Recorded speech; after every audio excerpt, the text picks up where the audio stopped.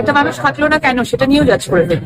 আমরা কেউ নই জাজ করা, সবাই সবারই জার্নি কমপ্লিট করতে এসেছে এখানে। কারো যদি থাকার থাকে থাকবে, যদি না থাকার থাকে থাকবে না।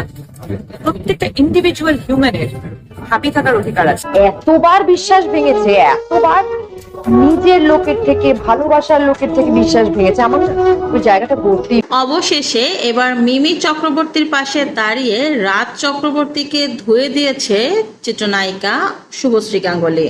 কিছুদিন ধরেই গুঞ্জন চলছে শুভশ্রীর সঙ্গে রাজের দূরত্ব বেড়েছে, হতে চলেছে তাদের ডিভোর্স। এর মাঝেই আরেকটি গুঞ্জন উঠে এসেছে, এক সময় মিমি চক্রবর্তীর সাথে রাজ চক্রবর্তী চুটিয়ে প্রেম করতেন, তবে মাঝখানে শুভশ্রী গাঙ্গুলী আসার কারণেই নাকি রাজ আর মিমির সম্পর্ক ভেঙে যায়। তবে জানেন কি, মিমি ও রাজ চক্রবর্তীর সম্পর্কের মাঝে এত বেশি গভীরতা ছিল যে তারা নাকি গোপনে বিয়েও করেছিল।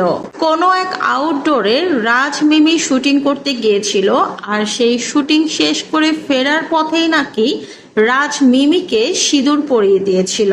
কিন্তু সমস্যা হচ্ছে, রাজ কোনো নারীর সঙ্গে বেশি দিন থাকতে পারে না। শুভশ্রীকে দেখে মিমিকে ভুলে যায় রাজ চক্রবর্তী। তারপরই মিমি চক্রবর্তীকে জোর করে রাজ তার জীবন থেকে সরিয়ে দেয়। মিমি এই সম্পর্ক থেকে বের হতে চায়নি, কিন্তু রাজ জোরপূর্বক এই কাজটা করেছিল।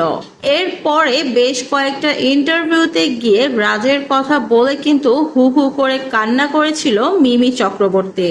অবশেষে এই বিষয় নিয়ে মুখ খুলেছে শুভশ্রী গাঙ্গুলী।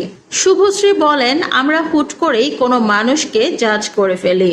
আমরা কখনো চিন্তাও করি না সেই মানুষটা কত বেশি দুঃখ পেয়েছে। আমরা জাজ করার কে? কারো ভালো লাগলে কেউ কারো জীবনে থাকবে, আর ভালো না লাগলে জীবন থেকে সরে যাবে।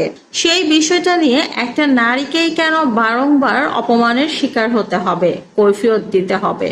যখন রাজ আর মিমির সম্পর্ক ভেঙেছিল তখন কিন্তু রাজের দিকে না, আঙুল তুলেছিল সবাই মিমির দিকে। মিমির চরিত্র নিয়েও নানান রকম বাজে কথা শুনতে হয়েছে তাকে। অবশেষে মিমিকে নিয়ে মুখ খুলেছে শুভশ্রী।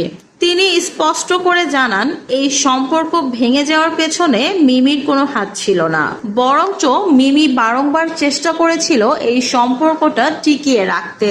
রাজ জোর করে এই সম্পর্ক থেকে বেরিয়ে এসেছিল।